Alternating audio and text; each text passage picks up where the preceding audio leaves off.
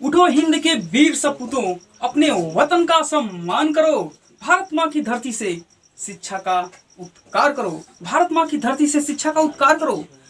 Hello everyone, सो स्वागत है आप सभी का आपके अपने YouTube चैनल लक्ष्य ज्ञान से YouTube चैनल पर। तो दोस्तों, सबसे पहले आप सभी को मेरा प्यार भरा नमस्कार। तो दोस्तों, चलो आज की वीडियो कंटेंट को शुरू करते हैं। दोस्तों, जैसा कि आप वीडियो के टाइटल और थंबनेल पे देख ही चुके हैं, ये वीडियो क्लास 10 की एनसीईआरटी मैथ की वीडियो है। जी हाँ, एनसीईआरटी मैथ की और भी क्लास 10 एनसीईआरटी मैथ की प्रथम चैप्टर की सेकंड वीडियो, यानी कि दूसरी वीडियो है।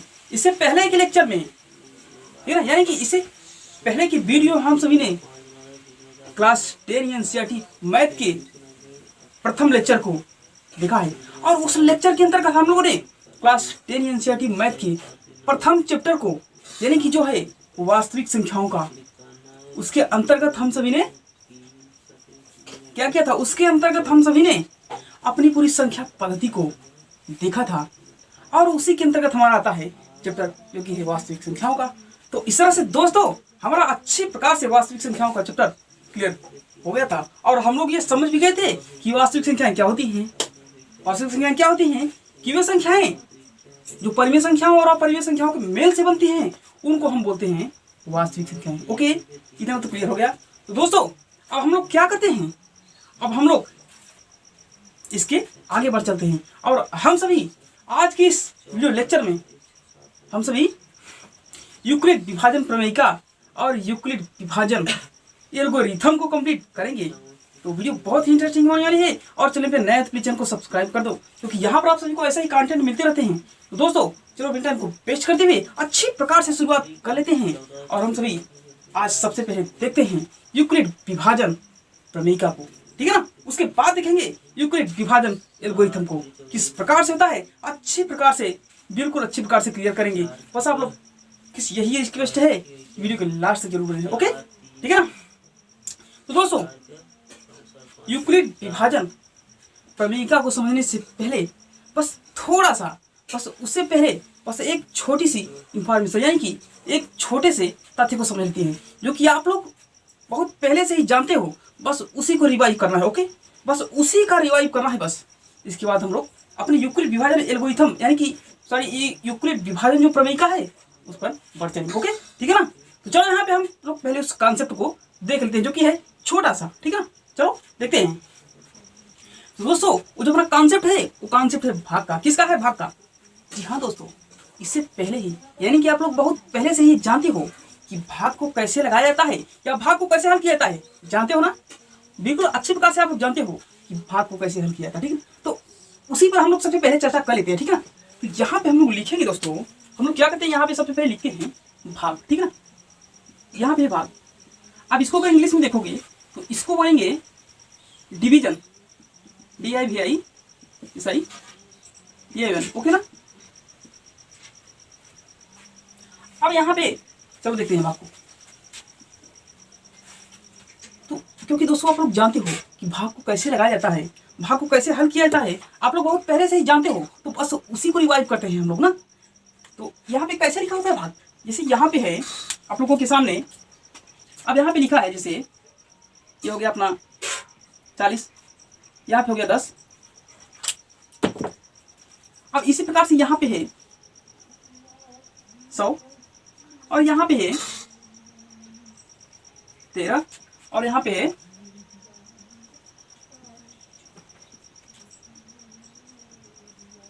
ठीक है ना दोस्तों, यहाँ पे लिखा है। और हम लोग ये भी जानते हैं दोस्तों कि यहाँ पे जो होता है, जो मध्य में होता है, जो बीच में होता है, जो बीच में होता है, उसको क्या बोलते हैं, उसको बोलते हैं भाज्य। क्या बोलते हैं उसको? हम लोग बोलते हैं भाज्य। इसको हम लोग बोलेंगे भाज्य, इसको हम लोग जानते हैं, ठीक है ना, बहुत पहले से ही, और अब भी जान रहे हैं इसको ना। तो बस उसी को हम लोग रिवाइव कर रहे हैं पहले, ओके। तो इसको बोलते हैं हम लोग भाज्य, और यहाँ पे जो होता है इस साइड में, उसको बोलते हैं भाजक। क्या बोलते हैं उसको? भाजक बोलते हैं। और यहाँ पे जो इस साइड आता है अपना, उसको बोलते हैं भागफल। क्या बोलते हैं? भागफल, ओके। और जो यहाँ पे लास्ट में जो बचा हुआ रहता है, उसको बोलते हैं शेषफल, ठीक है ना। देख लो, शेषफल या शेष। अब देखो, जब यहाँ पे भाग करोगे, ठीक है, तो क्या होगा, ये 4 बार बन जाएगा यहाँ पे 40 और यहाँ पे घट के 0 आ जाएगा। ओके, तो ये अपना यहाँ पे जो बच गया, यहाँ पे अपना शेषफल या शेष है। ओके, और यहाँ पे जो 4 है यानी कि 4 बार दिया है, ये भागफल है, आप लोग जानते हो पहले से। और ये अपना है भाज्य जो बीच में रहता है। ओके, और यहाँ पे जो जिससे हम लोग भाग देते हैं यानी कि जिसमें भाग दिया जाता है उसको तो बोलते हैं भाज्य, आप लोग जानते हो उसको अच्छी प्रकार से। और यहाँ पे जो जिससे हम भाग देते हैं उसको क्या बोलते हैं, उसको तो बोलते हैं भाजक। ओके, और दोस्तों अगर इसको इंग्लिश में देखोगे तो क्या कहेंगे, इंग्लिश में अगर देखोगे तो शेषफल जो है इसको बोलते हैं रिमाइंडर, REMAINDER, ठीक है, रिमाइंडर इसको बोलते हैं रिमाइंडर। और यहाँ पे जो भागफल है इसको बोलते हैं क्वोटिएंट, QUATIENT। ओके, इसको क्वोटिएंट बोलते हैं। और इसी प्रकार से यहाँ पे देखोगे ये जो अपना भाज्य है इसको बोलते हैं डिवाइडेंड। क्या बोलते हैं, डिवाइडेंड, ठीक है ना, ये अपना डिवाइडेंड हो गया। और जो भाजक होता है उसको क्या बोलते हैं, उसको बोलते हैं डिवाइडर। क्या बोलते हैं, डिवाइडर, ठीक है ना। अब देखो दोस्तों, इतना तो यहाँ पे क्लियर हो गया कि जो अपना भाजक होता है उसको अगर इंग्लिश में देखोगे उसको डिवाइडर बोलेंगे, और भाज्य को डिवाइडेंड, और भागफल को बोलते हैं क्वोटिएंट, और शेषफल को बोलते हैं रिमाइंडर, ठीक है ना। इतना तो क्लियर है, आप लोगों को पहले जानते हो। और उसी प्रकार से इन सब में भी कर लेते हैं। अब यहाँ से हम जो अपना ये भाजक है समय जैसे है, इसमें भी ऐसे भी है, तो अब इन सबको पहले हल कर लेते हैं। तो यहाँ पे हम करेंगे, तो यहाँ पे 13 का करेंगे तो 13 सती 91 हो जाएगा, और यहाँ पे अपना आ जाएगा घटाने पे 9। ओके, अब 9 आ जाएगा तो यहाँ पे छोटा है, अब क्योंकि भाग जाएगा तो यहाँ पे यही हो गया अपना शेषफल। इसमें भी और इसमें भी वैसे ही कर लेते हैं। पहले अब 6 का करोगे तो पहले एक बार कर लो तो 6 आया, और फिर घटाओगे तो 4 आ जाएगा, फिर 8 तो रहेगा, ठीक है ना। अब यहाँ पे कर लो तो 6 × 48 हो जाएगा 8 बार में, ठीक है ना। तो यहाँ पे शेषफल आ गया अपना 0, ठीक है ना। ये अपना शेष या शेषफल मतलब एक ही चीज होता है। ओके, ठीक है। तो देखो यहाँ पे अब ये हो गया अपना शेषफल 0। अब उसी प्रकार से इसमें 9 आ गया और इसमें भी 0 आ गया। तो देखो जब हम लोग इतना कर लेते थे तो हम लोग क्या करते थे, हम लोग ये पता करते थे कि अब ये हमारा जो भाग हमने जो हल किया है, अब ये हमारा भाग सही है या नहीं है, यानी कि हमारा ये जो हमने भाग किया है ये हमने सही किया है या गलत किया है। अब उसको हम लोग चेक करने के लिए क्या करते थे, उसको चेक करने के लिए हम लोग यही करते थे कि हम लोग जो भाज्य है उसको एक साइड में रख लेते थे और उसके बराबर कर देते थे भाजक गुणित भागफल और प्लस शेष कर फल या शेष कर देते थे। यही करते थे ना हम लोग, हाँ यही करते थे। तो यहाँ पे हम उसको यही प्रक्रिया कर लेते हैं। पहले हम लोग जब करेंगे तो यहाँ हो जाएगा कि चलो यहीं पे कर देते हैं, वहां पे जगह थोड़ा कम है। तो भाज्य बराबर हम लोग क्या करते थे, हम लोग करते थे भाजक गुणित भागफल और प्लस शेष या शेषफल, ठीक है ना। हम लोग यही तो करते थे कि यही बिल्कुल यही करते थे। तो अब यहाँ पे वही हम करते हैं। अब जैसे किसी को भी ले लो या इसी को ले लो, इसी को ले लो, इसी को किसी को भी चेक कर लेते हैं, ठीक है ना। तो अगर चलो अच्छा इसी को लेकर करते हैं तो ये अपना है भाज्य, ठीक है ना। भाज्य यहाँ पे लिखा है तो भाज्य की जगह पे हम इसको रख देते हैं 40, और यहाँ पे अब भाजक है तो भाजक यहाँ पे 10 है तो इसको रखते हैं 10, और गुणित भागफल में तो भागफल यहाँ पे 4 है, 4 और प्लस यहाँ पे ये अपना शेषफल क्या है 0 है तो 0 रख देते थे। तो अगर ये 40 के बराबर आ जाता था तो हम लोग कह देते थे कि हमारा भाग सही है, हमने सही भाग लगाया। ओके, यही करते थे हम लोग ना। तो देख लेते हैं, जब हम लोग इतना करते हैं तो 40 बराबर यहाँ पे अब 10 चौक 40, 10 का 4 में गुणा किया और फिर यहाँ पे 0। जब इतना हम लोग करते थे तो क्या जाता था 40 बराबर 40 प्लस 0 बराबर 40 हो जाता था, ठीक है ना। तो ये तो हमारा देखो 40 बराबर 40 आ गया। जब इतना बराबर आ जाता था तो हम लोग कहते थे कि हमारा भाग सही है। यही करते थे कि नहीं, हम लोग यही करते थे, ठीक है ना। तो देखो अब अगर इसमें भी वही करोगे, समय करोगे तो वही आएगा मान। जैसे इसमें करोगे तो क्या करोगे, इसमें करोगे तो 100 बराबर करोगे तो हो जाएगा 13 गुणित 7 और प्लस 9। अब देखो यहाँ पे 13 7 91 और प्लस 9 बराबर हो जाता था 100। तो ये अपना हो गया 100 बराबर 100 हो गया ना। ये बड़ा सिद्ध हो गया। अब इसी प्रकार से अगर इसको भी देख लेते हो तो यहाँ पे भी करो। जैसे हो गया 108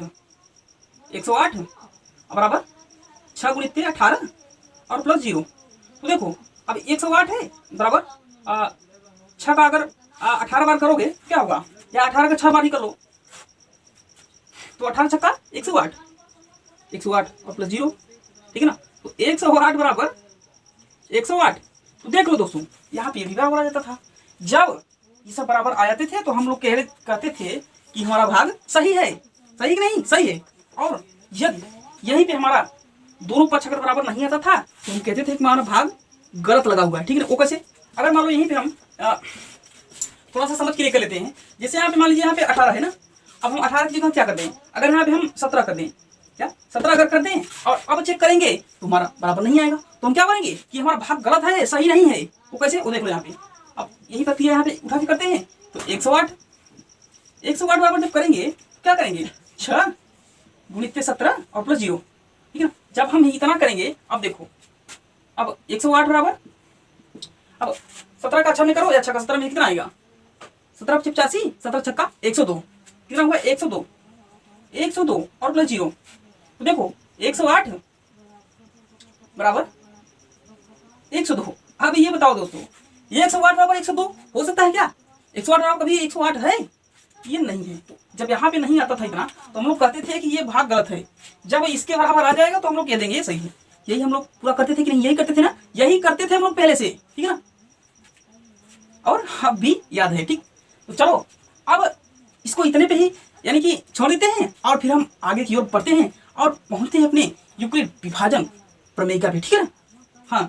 हाँ, तो ये तो ध्यान में ही है कि हम लोग क्या करते थे, भाज्य को निकालने के लिए भाजक गुणित भागफल प्लस शेषफल, यही तो प्रक्रिया करते थे ना, यही तो प्रक्रिया अभी भी कर रहे हैं ना, ठीक। तो अब चलो चलते हैं अपने कहाँ, यूक्लिड विभाजन प्रमेय का पे, इसको अच्छी प्रकार से समझेंगे हम लोग, ठीक है। तो चलो यहाँ पे चलते हैं।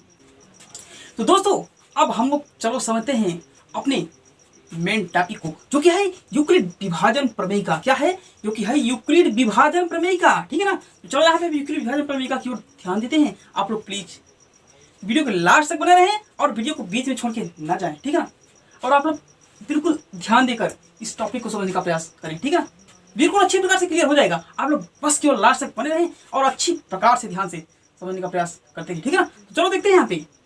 तो यहाँ पे हम लोग देखते हैं कि यहाँ पे लिखा है यूक्लिड विभाजन प्रमेय का, क्या लिखा है, यूक्लिड विभाजन प्रमेय का लिखा है, ठीक है ना। जब यहाँ पे ये लिखा है तो अब हम देखते हैं कि यूक्लिड विभाजन प्रमेय का इसका मतलब क्या होता है, ठीक है। तो देखो दोस्तों, तो यहाँ पे यूक्लिड है, क्या यूक्लिड है, ठीक है ना, यूक्लिड है। इनके बारे में क्लास 9th में ही हम लोग बिल्कुल अच्छी प्रकार से जान चुके हैं। हम लोग क्या जाने हैं कि यूक्लिड आखिर है कौन, ये यूक्लिड है कौन। तो देखो दोस्तों, अब थोड़ा सा शॉर्ट में बताना चाहेंगे कि जो ये यूक्लिड हैं, ये एक क्या है, ये एक अलेक्जेंड्रिया के एक अध्यापक थे। कौन थे, ये एक अलेक्जेंड्रिया के अध्यापक थे, ठीक है ना, जिन्होंने मिस्र में क्या किया, इन्होंने, ये एक अलेक्जेंड्रिया के अध्यापक थे। कहाँ के थे, ये एक अलेक्जेंड्रिया देश के अध्यापक थे, ठीक है ना, जिन्होंने मिस्र में लगभग 300 ईसा पूर्व क्या किया, इन्होंने लगभग 300 ईसा पूर्व इन्होंने उस समय उसमें गणित में जितना भी ज्ञान उपस्थित था, यानी कि गणित के बारे में जितनी भी जानकारी उपस्थित थी, ठीक है ना, देश में, क्षेत्र में, दुनिया में जितनी भी गणित की जानकारी उपस्थित थी, ठीक है ना, उसको उन्होंने अपनी एक बुक के अंदर संग्रहित किया। यानी कि गणित के पूरे ज्ञान को उन्होंने अपने एक बुक के अंदर संग्रहित किया। किसने, यूक्लिड ने। और उस बुक का नाम दिया उन्होंने, क्या दिया, एलिमेंट्स। क्या दिया, उस बुक का नाम दिया उन्होंने एलिमेंट्स या यूक्लिड, एलिमेंट्स, ठीक है ना। उन्होंने अपने इस बुक का नाम दिया और उस बुक को उन्होंने 13 अध्यायों में विभाजित किया। कितने, 13 अध्यायों में, यानी कि 13 चैप्टरों में बांटा। किसने, यूक्लिड ने उस बुक को 13 अध्यायों में यानी कि 13 चैप्टरों में बांट दिया, ठीक है ना। तो ये तो थे यूक्लिड। अब देखो, जब उन्होंने 13 अध्याय में उसको बांट दिया, अच्छा इसको इतने बैठते हैं। अब यहाँ पे देखते हैं जो विभाजन प्रमेयिका क्या होती है। यूक्लिड के विषय में तो हमने जान लिया। तो जो प्रमेयिका होती है दोस्तों, क्या प्रमेयिका, ये जो प्रमेयिका थी, ये यूक्लिड की जो 13 अध्यायों की जो बुक थी, ठीक है ना, और प्रत्येक अध्याय को क्या बोलते थे? पुस्तिका, ठीक है ना। प्रत्येक अध्याय को क्या बोला जाता था? पुस्तिका के नाम से जाना जाता था। उनकी जो 13 अध्यायों की बुक थी। ओके, देखो अब जो प्रमेयिका है, प्रमेयिका जो है वो यूक्लिड की जो एलिमेंट्स नामक पुस्तक थी, उसका जो भाग 7, ठीक है, भाग 7 या अध्याय 7 था जो, उसके अंतर्गत इसका वर्णन है, इसका प्रमेयिका का, ठीक है ना, प्रमेयिका के विषय में वर्णन है। और जो प्रमेयिका थी, यानी कि जो प्रमेयिका उसमें वर्णित है वो किस पर आधारित है? वो है विभाजन पर।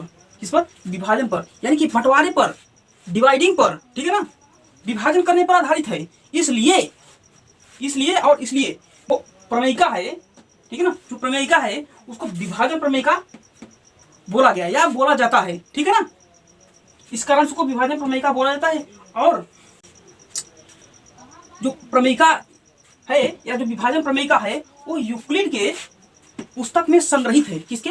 यूक्लिड की पुस्तक में संग्रहित है। अब ये पता नहीं है कि वो जो प्रमेयिका थी वे स्वयं यूक्लिड ने उसको सिद्ध किया था या उन्होंने सब उसको संग्रहित करके उसमें अपने पुस्तक में संग्रहित किया था। इस बात के विषय में हम लोग चर्चा नहीं करेंगे, ठीक ना, इसके विषय में हम लोग नहीं जानते हैं। बस हम लोग यहाँ पे ये जानने का प्रयास कर रहे हैं कि ये जो प्रमेयिका थी ये यूक्लिड की पुस्तक एलिमेंट्स में उपस्थित है, ठीक है ना, जो कि 7वें अध्याय में है। तो क्योंकि ये यूक्लिड के पुस्तक में संग्रहित है इसलिए इसको बोला गया यूक्लिड विभाजन प्रमेयिका, ठीक है ना। ये जो विभाजन की प्रमेयिका थी ये यूक्लिड की पुस्तक में उपस्थित है, इसलिए इसको बोलते हैं यूक्लिड विभाजन प्रमेयिका, यानी कि यूक्लिड की विभाजन प्रमेयिका इसको बोला गया। ओके, यहाँ तक तो क्लियर हो गया, ठीक है ना। यहाँ तक तो आप लोगों को कोई परेशानी नहीं होने वाली है। ओके, तो चलो यहाँ पे हम लोगों ने जो यूक्लिड विभाजन प्रमेयिका थी, यूक्लिड विभाजन प्रमेयिका है, इसके परिचय को तो हम लोग जान लिया, इसके परिचय तो हम लोग जान चुके। अब हम लोग क्या करते हैं? अब हम लोग चलते हैं इसके परिभाषा पे, किस पर? इसके डिफिनीशन पे चलते हैं। किसके? यूक्लिड विभाजन प्रमेयिका के डिफिनीशन पे चलते हैं। तो देखो दोस्तों क्या होता है यूक्लिड विभाजन की डिफिनीशन, ठीक है ना। चलो देखते हैं। तो यूक्लिड विभाजन प्रमेयिका की परिभाषा ये है कि ए और बी दो पूर्णांक दिए होने पर, क्या? ए और बी दो पूर्णांक संख्याएं दिए होने पर ऐसी पूर्ण संख्याएं, ठीक है ना, ऐसी पूर्ण संख्याएं Q और R विद्यमान हैं कि A बराबर BQ प्लस R कामा शून्य smaller than equal R smaller than B, ठीक है ना। यहां A बराबर भाज्य है, क्या है? A बराबर भाज्य है और B बराबर भाजक है, ठीक है ना। A बराबर भाज्य है, B बराबर भाजक है और Q बराबर क्या है? क्वार्टेंट, यानी कि भागफल है, शेषफल नहीं भागफल। Q बराबर भागफल है, क्वार्टेंट जिसको बोलते हैं, ठीक है ना। और R बराबर रिमाइंडर, यानी कि शेष है, यानी कि शेषफल है। तो ये तो यहाँ पे ये है। अब चलो इस परिभाषा को पहले हम लोग इस बोर्ड पे लिख देते हैं, फिर हम लोग इसको अच्छी प्रकार से समझते हैं, ठीक है ना। चलो लिखते हैं।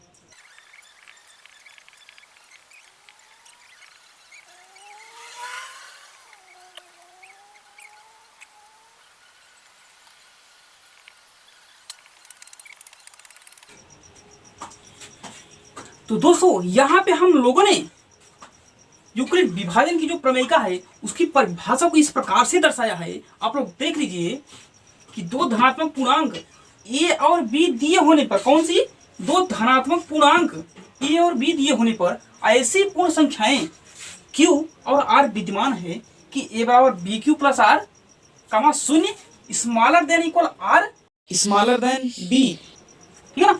जहां पे ए बराबर भाज्य है, बी बराबर भाजक है, ठीक है ना, और Q बराबर भागफल है और R बराबर शेष फल है, ठीक है ना। हम लोगों ने क्या कहा दोस्तों कि दो धनात्मक पूर्णांक ए और बी दिए होने पर, क्या? दो धनात्मक पूर्णांक। ओके, तो इससे पहले के लेक्चर में हम लोगों ने बिल्कुल अच्छी प्रकार से जाना कि पूर्णांक संख्याएं क्या होती हैं।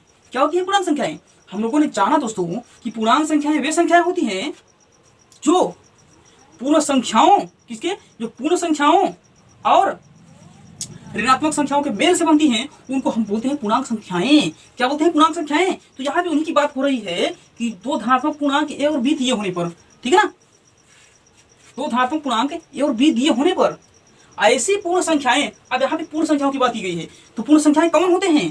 पूर्ण संख्याएं वे संख्याएं होते हैं जो जीरो से शुरू होकर लगातार 1 2 3 4 इस प्रकार से धनात्मक दिशा में अनंत तक जाती हैं, वे संख्याएं कहलाती हैं पूर्ण संख्याएं। क्या कहलाती हैं? पूर्ण संख्याएं कहलाती हैं। ठीक है ना। जब पूर्ण संख्याएं कहलाती हैं तो वो पूर्ण संख्याएं धनात्मक दिशा में ही रहती है। ठीक है ना। तो धनात्मक दिशा में कौन कौन सी? धनात्मक दिशा ये जो एक होता है वे धनात्मक होता है, 2 3 4 5 इस प्रकार से धनात्मक होते हैं। लेकिन जो यहाँ पे यानी कि इसके अंतर्गत शून्य भी तो आ रहा है ना। शून्य आ रहा है कि नहीं? शून्य आ रहा है पूर्ण संख्याओं के अंतर्गत। शून्य आ रहा है तो शून्य के विषय में थोड़ी सी बात ये जान लीजिए कि यहाँ पे शून्य जो है, शून्य न तो धनात्मक है और न ही ऋणात्मक है। क्यों? अब आप लोग कहोगे कि पूर्ण यानी कि पूर्ण संख्याओं के अंतर्गत शून्य से लेकर अनंत तक संख्याएं धनात्मक दिशा में जा रही हैं, तो जब सब धनात्मक हैं तो शून्य क्यों नहीं धनात्मक है? तो देखो दोस्तों, शून्य इसलिए नहीं धनात्मक है, किस लिए? क्योंकि शून्य एक विशेष प्रकार का पूर्ण, जब हम पूर्ण संख्या की बात करेंगे तो वहां पे शून्य एक विशेष प्रकार का पूर्ण संख्या हो जाएगा। ओके। और जब हम पूर्णांक संख्याओं की बात करेंगे तो जो शून्य होगा वो एक विशेष प्रकार का पूर्ण संख्या बन जाए यानी कि होगी। ठीक है ना। तो शून्य न तो धनात्मक है और न ही ऋणात्मक है, ये एक विशेष प्रकार की पूर्ण संख्या है। ठीक है ना। इतना आप लोग ध्यान रखिए कि शून्य की गणना न तो हम धनात्मक करते हैं और न ही ऋणात्मक में करते हैं। शून्य क्या है? शून्य न तो धनात्मक है न ही ऋणात्मक है, यह क्या है? यह एक विशेष प्रकार की पूर्ण संख्या है। अगर हम पूर्ण संख्या के अंतर्गत उसकी गणना कर रहे हैं, तब अगर हम पूर्णांक संख्या के अंतर्गत उसकी गणना कर रहे हैं तो क्या है? तो वो एक विशेष प्रकार की पूर्णांक संख्या है। इसी प्रकार से अगर परिमेय संख्या के अंतर्गत हम शून्य की गणना कर रहे हैं यानी कि शून्य को जांच रहे हैं, ठीक है ना, तो वहां पे क्या होगा? वहां पे भी वह एक विशेष प्रकार का या विशेष प्रकार की परिमेय संख्या के अंतर्गत आएगा। ठीक है ना। इसी प्रकार से होता है। तो आप लोगों ने जान लिया कि शून्य न तो धनात्मक होता है और न ही ऋणात्मक होता है। ठीक है ना। हाँ, वह जिस संख्या के अंतर्गत रखा जाता है, जिसे पूर्ण संख्या के अंतर्गत रखा जाएगा, ठीक है ना, जब यानी कि पूर्ण संख्या के अंतर्गत आ रहा है तो एक पूर्ण संख्या होगी। इसी प्रकार से अगर पूर्णांक संख्या के अंतर्गत 0 आ रहा है तो वह एक पूर्णांक संख्या होगी, लेकिन वह न तो धनात्मक में होगी और न ही ऋणात्मक में होगी। वह एक विशेष प्रकार की संख्या होगी जो कि विशेष प्रकार की पूर्ण संख्या होगी। ठीक है ना। वह एक विशेष प्रकार की पूर्ण संख्या होगी अगर पूर्ण संख्या के अंतर्गत उसकी गणना करेंगे, और अगर पूर्णांक संख्या के अंतर्गत गणना करेंगे तो वह एक विशेष प्रकार की पूर्णांक संख्या होगी। क्लियर हो गया ना? यहां तक तो क्लियर हो गया। ओके, हम लोगों ने शून्य को जान लिया। अब चलो यहाँ पे हम आगे की ओर चलते हैं। ठीक है ना। तो यहाँ पे दिया है, यहां तक हमने जाना पूर्णांक संख्याओं को भी, ठीक है ना, और ये पूर्ण संख्या थी।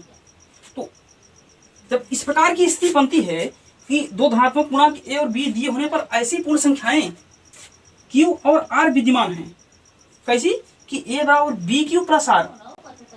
ठीक है ना। जहां पे जो शून्य होगा वो रिमाइंडर यानी कि यहाँ पे जो शेषफल है, कौन? रिमाइंडर यानी कि शेष, आर है ना, आर का मतलब शेषफल। तो जो 0 होगा वो शेषफल से छोटा होगा या शेषफल के बराबर होगा ना। इसके कहने का मतलब यही हुआ कि जो यहाँ पे आर होगा वो शून्य के बराबर होगा या शून्य से बड़ा होगा। ठीक है ना। या जो 0 होगा वो शून्य से सदैव छोटा होगा। यहाँ पे जो शून्य है वो आर से या तो सदैव छोटा होगा या आर के बराबर होगा। और जो बी है यहाँ पे, बी यहाँ पे क्या है? बी यहाँ पे भाजक है, डिवाइडर। ओके। और जो भाजक होगा वो आर से सदैव बड़ा होगा। इसी कहने का मतलब ये हुआ, इसी कहने का मतलब ये हुआ दोस्तों कि यहाँ पे जो 0 है, ठीक है ना, ये कामा के अंतर्गत रखा गया है, ये कामा बना यहाँ पे। तो और ये इसी लाइन में हुआ है कि जो आर है, आर का मान शून्य से सदैव बड़ा होगा या शून्य के बराबर होगा। उसी प्रकार से बी से आर का मान सदैव छोटा होगा। इसके कहने का मतलब यही हुआ। समझ में आ गया ना? समझ में आ रहा होगा कि आर का मान जो होगा वो 0 से सदैव बड़ा होगा या 0 के बराबर होगा, और या ठीक है ना, इसी प्रकार से बी से आर का मान सदैव छोटा होगा। ठीक है ना। इसके कहने का मतलब यही हुआ। आप लोग बिल्कुल अच्छी प्रकार से क्लियर समझ रहे होंगे। ठीक है ना। तो जब यहाँ पे ये इस प्रकार का दिया है और यहाँ पे जहां करके ये लिखा है, ठीक है ना, अब यहाँ पे यहाँ कर लीजिए जहां ठीक नहीं है, तो यहाँ ठीक है ना, यहाँ पर क्या दिया है कि ए बराबर भाज्य है। क्या है? ए का मान भाज्य है, यानी कि ये जो है वो भाज्य है और बी जो है भाजक है, क्यू बराबर भागफल है और आर बराबर शेषफल है। ये जो यहाँ पे दिए गए हैं ना 4 पूर्णांक, जैसे यहाँ पे ए दिया है, बी दिया है और यहाँ पे क्यू और आर है, तो इन्हीं को यहाँ पे दर्शा रहा है, इन्हीं को बता रहा है कि ए बराबर यहाँ पे भाज्य है, क्या है, भाज्य संख्याएं हैं, और जो यहाँ पे बी है, बी यहाँ पे भाजक है। उसी प्रकार से जो क्यू है यहाँ पे, क्यू यहाँ पे भागफल है, और आर जो है यहाँ पे वो शेषफल है। ठीक है ना, उन्हीं को यहाँ पे इंग्लिश में दिखाया गया है, डिवाइडेंड और डिवाइडर और क्वोटिएंट और रिमाइंडर। ओके, इतना तो क्लियर हो गया। तो यहाँ पे इस प्रकार से ये है। अब देखो हम क्या करते हैं दोस्तों, जब यहाँ पे ये दिया गया है ए बराबर इतना, ये जब हम इनका मान जब इसमें अगर रखते हैं तो फिर क्या होगा। ठीक है, अब यहाँ पे देख लो क्या करते हैं, जब हम इनको इसमें रखेंगे तो फिर क्या होगा, देख लेते हैं। अब इसी में हम रखते हैं, चाहो तो आप लोग इसको समीकरण मान सकते हो, लेकिन चलो कोई बात नहीं, हम लोग ऐसे इसको सिद्ध करते हैं। ठीक है ना, तो यहाँ पे ए के जगह हम जब भाज्य रखेंगे तो क्या होगा, हो जाएगा भाज्य। ठीक है ना, और फिर बराबर हमने लगा दिया। अब यहाँ पे क्या है, बी की जगह पे क्या है दोस्तों, बी की जगह पे यहाँ पे है भाजक, तो हम कर देंगे भाजक। जब हमने भाजक कर दिया, फिर यहाँ पे क्यू के स्थान पे क्या है, क्यू के स्थान पे है भागफल, यानी कि क्यू के बराबर भागफल है, तो इसका मतलब यही नहीं हुआ कि इसके स्थान पे या इसके बराबर या यही मान, इसका मान जो होगा इतना होगा, तो वही है यहाँ पे ना। तो क्यू का मान या क्यू का मान या क्यू बराबर क्या है, भागफल है, या क्यू जो है वो भागफल को दर्शाता है। ओके, तो यहाँ पे उसके मान रख रहे हैं, तो वही क्यू बराबर भागफल, तो अब क्या करेंगे, इंटू भागफल, जैसे यहाँ पे गुणा में है ना, वही करते हैं यहाँ पे, तो भागफल, फिर यहाँ पे प्लस है तो प्लस को उतार लेते हैं। अब देखो क्या है, अब यहाँ पे आर है तो आर का मान क्या है, आर का मान या आर का मतलब क्या है, आर का मतलब शेषफल है, तो शेषफल को भी लिख देते हैं शेषफल। ठीक है ना, इतना हमने जब रख दिया।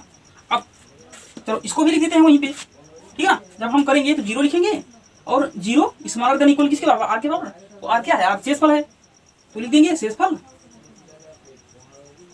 फिर ग्रेटर देन क्या, स्मॉलर देन किसके, बी के बराबर, यानी कि भाजक के बराबर। अब देखो दोस्तों, यहां पे एक विशेष प्रकार की कंडीशन बन गई, यहां पे क्या बन गई, यहां पर एक विशेष प्रकार की कंडीशन बन गई। वो कंडीशन क्या है कि जब हमने यहाँ पे ये जो मान दिया है, इस मान को जब हमने इसमें रखा, पुट किया इस दिए हुए थ्योरम में, तो क्या हुआ यहाँ पे हो गया भाज्य बराबर भाजक गुणित भागफल प्लस शेषफल। और यहाँ पे जो ये मान था कि जीरो स्मॉलर देन इक्वल शेषफल और ग्रेटर देन भाजक। ठीक है ना, तो यहाँ पे क्या होगा, यहाँ पे हमारे सामने वही मान प्राप्त हो गया जो हमने सबसे पहले शुरुआत में किया था, जो हमने भाग करके किया था हल, वही मान यहाँ पे प्राप्त हो गया कि भाज्य बराबर भाजक गुणित भागफल प्लस शेषफल। जो हम भाग देके यहाँ पे हल करते थे दोस्तों, यहाँ पे जैसे हमने क्या किया था, यहाँ पे 40 करके और जो कुछ हम भाग दे रहे थे ना, यहाँ पे 7 किया, फिर यहाँ पे और करके किए थे ना, जैसे फिर हमने यहाँ पे 30 भागे 5 किया, इसी प्रकार से हमने भाग किया था ना। जब उनको हल किया था तो जैसे यहाँ पे कितना था 35 5, ये आ गया शेषफल। अब वही सेम नहीं मिल पा रहा है जो पहले रखे थे, लेकिन बता तो वही रहे ना, तो शेष आ गया, और ये अपना भागफल होता था, और ये भाज्य होता था, और ये भाजक।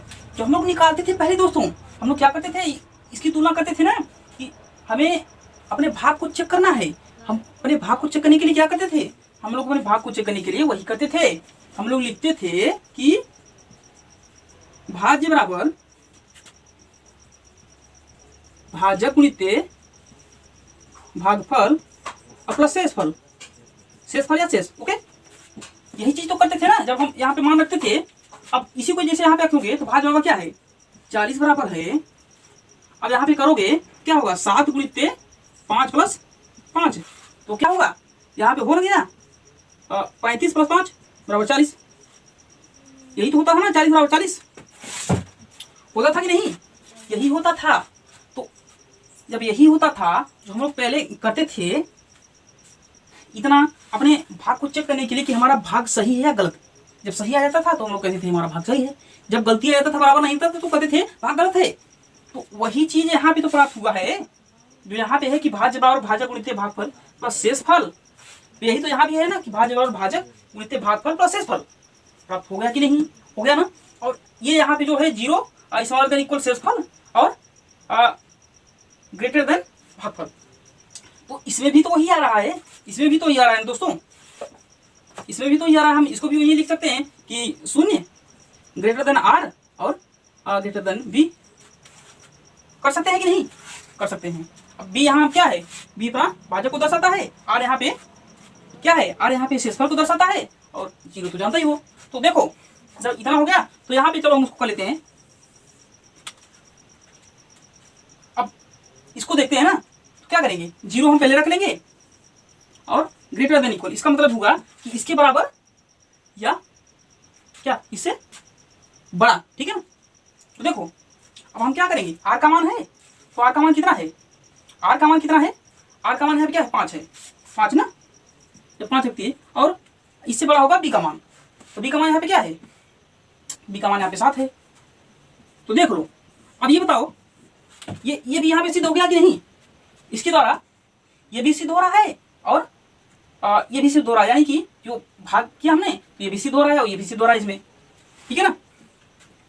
ये जो यहाँ पे था ये वाला, ठीक है ना, पोर्शन ये वाला यहाँ पे था ना, ये वाला यहाँ पे, तो ये वाला तो इसमें भी सिद्ध हो रहा है। सिद्ध हो रहा है कि नहीं यही चीज कि शून्य सदैव आर से छोटा होगा या आर के बराबर होगा, और आर का मान बी से सदैव छोटा होगा। वही चीज तो है यहाँ पे, शून्य सदैव आर से छोटा होगा या आर के बराबर होगा, और आर का मान जो होगा सदैव बी से छोटा होगा, तो वही चीज तो है। तो इस प्रकार से जो हम लोग पहले करते थे, ठीक है ना, यहाँ पे जो हमने इस प्रकार से प्रूव किया है, और जो हमने अभी अभी समझा है ये चीज, भाजक और भाजक गुणित भागफल प्लस शेषफल, और शून्य स्मॉलर देन इक्वल शेषफल, स्मॉलर देन इक्वल भाजक, और इसमें भी वही चीज है, शून्य स्मॉलर देन इक्वल 5 और स्मॉलर देन 7। ओके, यही चीज है, ठीक है ना। तो यहाँ पे हम लोग ये देख पा रहे हैं दोस्तों, ये जो कंडीशन है हमने जो पहले समझा था वो कंडीशन यही कंडीशन है, और ये कंडीशन यही कंडीशन है कि नहीं? यही चीज यहाँ भी है, यही चीज यहाँ भी है ना। तो जब यही चीज यहाँ पे भी है तो हमारे कहने का मतलब ये हुआ दोस्तों कि पहले हम लोग ये चीज करते थे सिर्फ भाग को अपने चेक करने के लिए कि हमारा भाग सही है या गलत है, लेकिन हम लोग वहां पे ये चीज नहीं जानते थे कि ये चीज क्या है, हम लोग किस मेथड के माध्यम से ये हल करते हैं, उस मेथड को नहीं जानते थे, या उसको हम नहीं जानते थे कि ये किसकी थ्योरम है या किसके द्वारा ये सिद्ध किया हुआ, किसकी प्रमेयिका है, ये चीज हम लोग वहां पे कुछ नहीं जानते थे। अब उसी चीज को हम लोग जान गए हैं कि जो हम ये अपने भाग को चेक करते हैं, भाजक और भाजक गुणित भागफल प्लस शेषफल, और जहाँ पे शून्य smaller than equal r smaller than b, तो ये चीज जो है ये हमारा यही है यूक्लिड विभाजन प्रमेयिका। जो यहाँ पे दो धनात्मक पूर्णांक ए और बी दिए होने पर ऐसी पूर्ण संख्याएं की ओर आर विद्यमान है कि ए बराबर इतना इतना इतना, ठीक है ना। तो यही संख्याएं हैं, और यहाँ पे जो अपनी ऐसी जो पूर्ण संख्याएं की ओर आर विद्यमान है जो मिली हैं वो क्या होगी? वे सदैव पूर्ण संख्या होगी। पूर्ण संख्या क्या? 0 से ऊपर, यानी कि 0 को लेते हुए उससे ऊपर तक। ओके, तो देखो जो यहाँ पे अपना शेषफल यहाँ पे जो है आर और जो भागफल क्यू है उसका मान सदैव पूर्ण संख्याओं में ही आएगा, ठीक है ना। अब ऐसा नहीं है कि शेषफल का मान 0 से नीचे -1 आ जाए या और कुछ आ जाए, किसी दूसरी संख्या में आ जाए, नहीं। ये प्रमेयिका सिद्ध किया हुआ है ना कि इसका मान सदैव जो आएगा वो पूर्ण संख्या ही आएगी। किसका? क्यू का मान और आर का मान जो भी रहेगा वो सदैव पूर्ण संख्या में ही रहेगा ना। तो इसलिए यहाँ पे आप लोग देख लो, किसी को भी हल करके देख लो कोई भी मान, तो यहाँ पे जो शेषफल है 5 है, और इसमें भी जैसे भाजक है, ठीक है ना, यहाँ पे जो भागफल है वो भी 5 है, यहाँ 5 है, ये दो भाग से इतना आ गया, कोई दिक्कत नहीं। लेकिन हम ऐसा बहुत सा एग्जाम्पल लेकर देख सकते हैं जो भी भागफल और शेषफल आएगा वो सदैव पूर्ण संख्या के अंतर्गत ही आएगा, यानी कि पूर्ण संख्या ही होगी। 0 से लेकर अनंत तक जो धनात्मक दिशा में चलती हैं उन्हीं में से होगा, इसके अलावा और किसी संख्या के अंतर्गत, यानी कि इसके अलावा ऋणात्मक संख्या के अंतर्गत वो नहीं आएगा। यानी कि जो हर काम, यानी कि जो यहाँ पे शेषफल है, शेषफल का मान कभी भी 0 से छोटा नहीं होगा, ये प्रमाण है। उसी प्रकार से जो यहाँ पे भागफल है उसका मान भी क्या होगा? कभी भी शेषफल से छोटा नहीं होगा। और जो शेषफल होगा इसकी एक कंडीशन ये भी है कि शेषफल जो होगा वो सदैव या तो 0 होगा या 0 से सदैव बड़ा होगा, लेकिन कभी भी 0 से छोटा नहीं होगा, ठीक है। ये शेषफल के विषय में जानकारी है। हमने क्या कहा कि जो 0 है ये स्मॉलर देन इक्वल शेषफल और स्मॉलर देन भाजक। इसका मतलब यही हुआ दोस्तों, जो शेषफल अपना आएगा वो सदैव 0 आएगा या सदैव 0 से बड़ा आएगा, लेकिन कभी भी 0 से छोटा नहीं होगा, ठीक है ना। उसी प्रकार से शेषफल भाजक से सदैव छोटा होगा, ये यहाँ पे सिद्ध है। ओके, तो इस प्रमेयिका के कहने का मतलब यही हुआ कि दो धनात्मक पूर्णांक ए और बी दिए होने पर ऐसी संख्याएं क्यू और आर विद्यमान है कि ए बराबर बी क्यू प्लस आर, जहां शून्य smaller than equal r smaller than b. तो यहाँ भी इसको हम लोगों ने जान लिया कि इसके कहने का मतलब ये हुआ, ठीक है ना। तो जो अपनी प्रमेयिका है वो यहाँ पे प्रमेयिका अपनी सिद्ध होकर यही आ जाती है, यूक्लिड की जो यूक्लिड की विभाजन प्रमेयिका है वो सिद्ध होकर ये आती है कि भाज्य बराबर भाजक गुणित भागफल और प्लस शेषफल, ठीक है ना। और शून्य great smaller than equal r और स्मॉलर देन बी, यही यहाँ पे इसका मतलब है, ठीक है ना। इसका मतलब यही है। चलो इसको भी वैसे लिख देते हैं, ये बराबर बी क्यू प्लस आर, ठीक है। तो ये इसका मतलब हुआ। और यहाँ पे जो है इसका मतलब हो गया कि शून्य इतना और शेषफल और ये स्मॉलर देन इक्वल भागफल। तो यूक्लिड विभाजन की प्रमेयिका सिद्ध हो जाती है। यूक्लिड विभाजन की प्रमेयिका हमें क्या कहती है? यूक्लिड विभाजन की प्रमेयिका हमें यही कहती है कि दो धनात्मक पूर्णांक ए और बी दिए होने पर, यानी कि दो धनात्मक पूर्णांक जो भाज्य हैं और भाजक हैं ए और बी दिए होने पर हमें ऐसी पूर्ण संख्याएं क्यू और आर यानी कि भागफल और शेषफल प्राप्त होते हैं कि जब हम भाज्य बराबर करते हैं तो भाज्य बराबर भाजक गुणित भागफल प्लस शेषफल, ठीक है ना, बराबर होता है भाज्य के, जहां पे शून्य का मान सदैव आर से छोटा होगा या सदैव आर के बराबर होगा और जो आर का मान है वो सदैव भागफल से छोटा होगा। यही यहाँ पे यूक्लिड विभाजन के प्रमेयिका के कहने का आशय है, ठीक है ना। तो इस तरह से हम लोगों ने यूक्लिड विभाजन प्रमेयिका को जाना। तो जो ये यूक्लिड विभाजन की प्रमेयिका है ये बहुत समय पहले से ही विद्यमान थी, लेकिन यानी कि बहुत समय पहले से ही इसके विषय में जानकारी थी, लेकिन जो यूक्लिड विभाजन प्रमेयिका की जो लिखित और साक्ष्य प्रमाणित जानकारी हमें प्राप्त होती है वो यूक्लिड की यानी कि यूक्लिड एलिमेंट्स यानी कि जो यूक्लिड की जो पुस्तक है यूक्लिड एलिमेंट्स उससे हमें प्राप्त होता है, ठीक है ना। सर्वप्रथम लिखित साक्ष्य में यूक्लिड एलिमेंट्स नामक पुस्तक से प्राप्त होता है, ठीक है ना। तो इसलिए इसको बोलते हैं यूक्लिड विभाजन प्रमेयिका या यूक्लिड विभाजन की प्रमेयिका। तो जो यूक्लिड विभाजन जो एल्गोरिथम है आगे जो आएगा, जो यूक्लिड विभाजन का जो एल्गोरिथम होगा वह यूक्लिड विभाजन की जो प्रमेयिका है इसी पर आधारित है, ठीक है ना। इस पर इसी पर आधारित है। अब हम लोग उसको देखेंगे, ठीक है ना। यूक्लिड विभाजन एल्गोरिथम को देखेंगे जो कि है यूक्लिड विभाजन प्रमेयिका पर बेस है। किस पर बेस है? यूक्लिड विभाजन की प्रमेयिका पर ही आधारित है। इसको आप लोग ध्यान रखिएगा। जो यूक्लिड विभाजन एल्गोरिथम है वो किस पर आधारित है? यूक्लिड विभाजन की प्रमेयिका पर ही आधारित है, ठीक है। तो हमें उम्मीद है कि आप लोगों को बिल्कुल अच्छी प्रकार से क्लियर हो पाया होगा कि यूक्लिड की विभाजन प्रमेयिका क्या है, ठीक है ना। यूक्लिड की विभाजन प्रमेयिका क्या है और यहाँ पे दो धनात्मक पूर्णांक ये ऐसे हैं तो ऐसी पूर्ण संख्याएं क्यू और आर विद्यमान हो जाती है, यानी कि हमें प्राप्त हो जाती हैं कि भाज्य बराबर भाजक गुणित भागफल प्लस शेषफल हमें प्राप्त हो जाता है। और जहां शून्य का मान सदैव आर से या तो छोटा होगा या आर के बराबर होगा, लेकिन आर का मान कभी भी शून्य से छोटा नहीं हो सकता, या ठीक है ना। या ये कह लीजिए कि आर का मान सदैव शून्य के बराबर होगा या सदैव शून्य से बड़ा होगा, लेकिन कभी भी शून्य से छोटा नहीं हो सकता। और उसी आर का मान अगर हम उसकी क्यू से तुलना करेंगे यानी कि भागफल से तुलना करेंगे तो वो सदैव भागफल से छोटा होगा, ठीक है। यही यूक्लिड के ये जो विभाजन की जो प्रमेयिका है, ठीक है ना, इसके कहने का यही आशय है, ठीक है ना।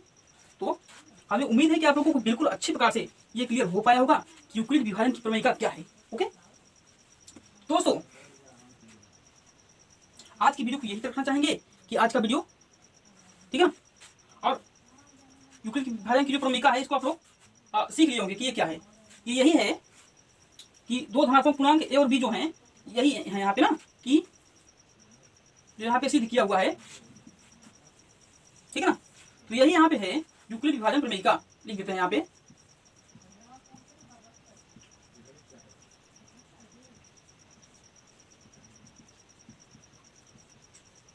ओके, तो यहाँ पे है यूक्लिड विभाजन की प्रमेयिका। आप लोगों को बिल्कुल अच्छी प्रकार से क्लियर हो गया होगा। ओके, तो दोस्तों बस आज की वीडियो को यही रखना चाहेंगे। आज का वीडियो कैसा लगा हमें कमेंट बॉक्स में जरूर बताइए, और ये वीडियो पसंद आए तो वीडियो को प्लीज जरूर लाइक करें और चैनल को प्लीज जरूर सब्सक्राइब करें और वीडियो को शेयर करना ना भूलें। थैंक यू दोस्तों।